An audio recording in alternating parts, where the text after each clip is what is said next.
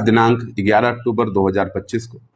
थाना दोगट अंतर्गत ग्राम गांगनौली में सूचना मिली कि एक मस्जिद जिसके ऊपर एक कमरे पर मस्जिद के मुफ्ती साहब अपने पत्नी और 2 बच्चों के साथ रहते थे और मुफ्ती कहीं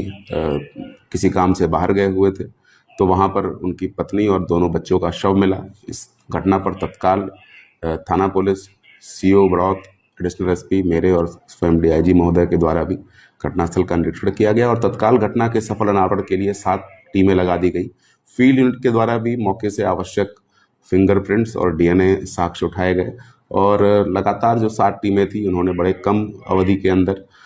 वीडियोस को देख के 2 संदिग्धों को चिन्हित किया और जिनसे जब पूछताछ की गई तो ज्ञात हुआ कि ये दोनों बच्चे जो बाल अपचारी हैं, ये उसी मस्जिद के नीचे मौलवी से तालीम हासिल करते थे और मौलवी इनकी अक्सर पिटाई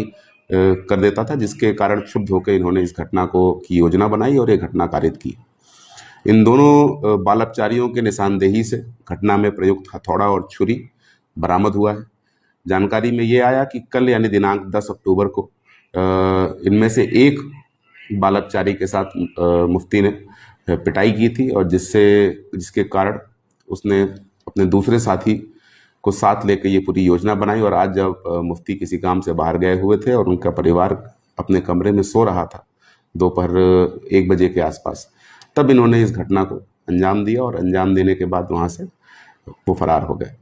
बड़े ही कम अवधि में पूरी बागपत पुलिस की टीम, एसओजी सर्विलांस और तमाम 6 थानों की टीम ने इस पूरी घटना को वर्कआउट किया है और दोनों बाल अपचारियों को अपनी कस्टडी में लिया है। थाना दोगट पर वादी की तहरीर पर अभियोग पंजीकृत करके आवश्यक विधिक कार्रवाई की जा रही है।